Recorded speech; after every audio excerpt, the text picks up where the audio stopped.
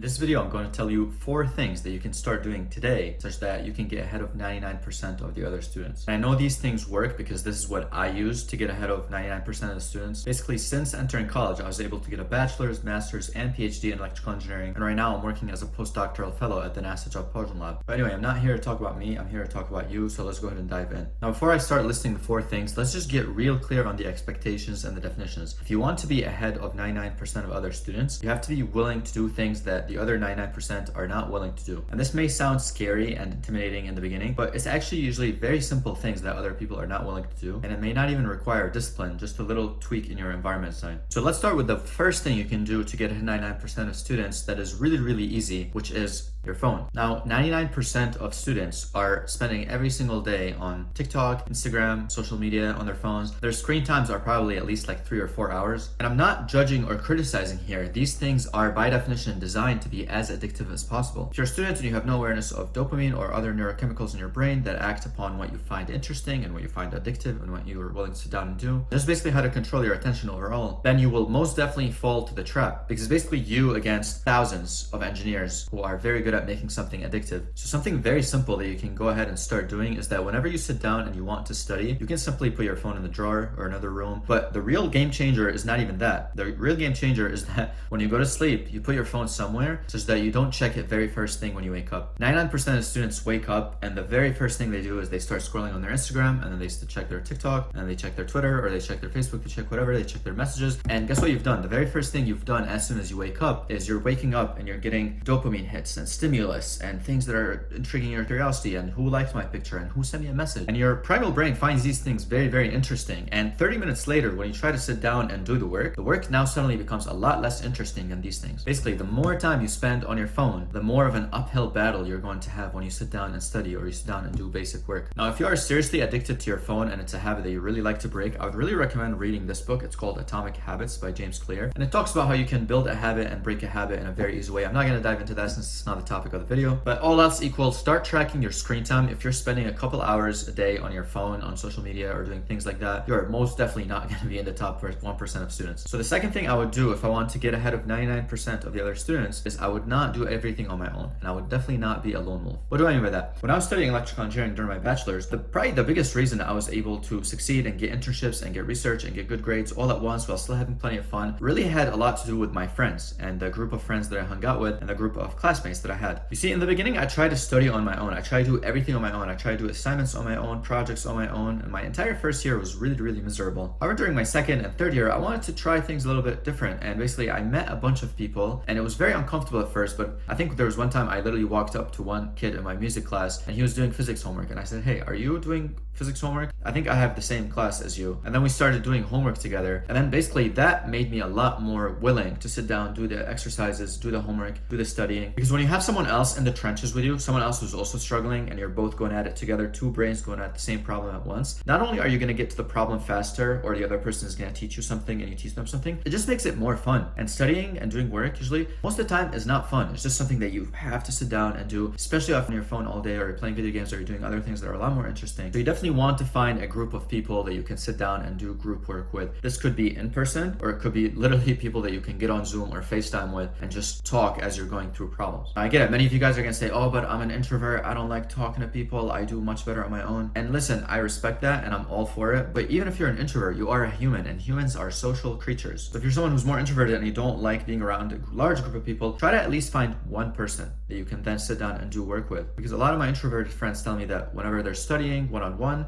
they're not really that much drained, but rather they're drained by large groups of people. And all you really need is one person, whether you are introverted or extroverted. So definitely try to find one person to do your homeworks, projects, and everything else with. Now, third thing you can do to be ahead of 99% of students is to go ahead and talk to upperclassmen. And what I mean by that is if you are a freshman in college or you're a sophomore, you should not only make friends with other freshmen and sophomores, you should go to where seniors are hanging out and try to be friends with them. And yes, that may initially be intimidating, but again, if you're nice and you just have a normal personality somebody and you just talk to them, a lot of times people are going to at least talk back, or if there's like a specific interest, for example, like a project or a group. And the reason this is going to get you ahead of people is if you have people ahead of you telling you what to do or telling you what they have gone through, or at least mistakes to avoid. And it could be as simple as like avoid this professor and take this professor instead, or this class show up at this time, or go to this office hours. Sometimes it could be like a small tweak or a piece of advice that seems very, very small, but compounds over time. This is definitely a big hack I had in college, because when I was a sophomore, I had a lot of friends who were juniors, and they basically class by class told me what to expect, what the difficulties were, which professors were good, which professors were bad. So by the time I finished my sophomore year and went into my junior year, I already had a very clear understanding of each one of the classes. It felt like I was literally ahead of every single one of my classmates, because a lot of my classmates would spend weeks just trying to understand what the classes were even about, and meanwhile I had already talked to the upperclassmen and got a full understanding of what to expect in each one of the classes. So definitely don't try to figure things out on your own, and try to learn from people who are ahead of you. Which, speaking of, if you are a freshman or sophomore and you're studying electrical engineering and computer science, we do have a Discord server mainly for electrical engineering and computer science students, where you can connect with other students and get to ask all sorts of questions. So I'll put a link for that in the very first comment, so you can go ahead and join. So the fourth thing you can do to get ahead of 99% of other students is to learn to market yourself. And what I mean by that is, being an engineer is tricky because you think it's only about solving math and physics problems and learning how to design and simulate things and build things. But that's only 50% of the story. The other 50% is how do you get employers and recruiters and other people to actually know that you're good. And this is where I see a lot of engineers struggle, because a lot of people only want to focus on design and building and don't want to do any of the like talking to recruiters or marketing yourself or making a nice resume. But there's a very harsh truth about life. If you're only half stack, you're not going to win. You need to, in order to win, you need to be full stack. And what I mean by full stack is you need to be good at designing things, building things, solving problems, the technical sides. You need to be also able to communicate and showcase yourself. This is again something I was able to thrive at, because over time I learned to love communicating and teaching and telling stories. And I worked as a tutor and I worked as a teaching assistant. And I've done a lot of things that forced me to talk to people, especially relay information to people. And that gave me a pretty good understanding of how important it is to like represent yourself in a really good way. And this could be in person as well as digitally, but you definitely want to have a really nice LinkedIn profile, a really nice resume. And even in person, day to day, or when you show up to things, you want to make sure that you are well groomed, you look pretty good, and you're wearing nice, clean clothes. You don't have to break the bank. I mean, everything I wear is like pretty much under like $30 for a t-shirt. I basically just buy these from work and I just wear them every single day. But your appearance definitely matters, and people are going to judge you, but not only your physical appearance, but the appearance of your LinkedIn profile and your resume. So you definitely want to make sure they are most up to date and they are filled with the experiences that you have done. Now, before I let you go, I want to give you a fifth thing that you can do to get ahead of 99% students, and that is to have a system for setting goals and being able to follow on them clearly. And I made a separate video on that, and if you watch this video, you're going to be an absolute tank. Execution, setting goals, being clear, and getting things done. So go ahead and check it out. I'll see you over there.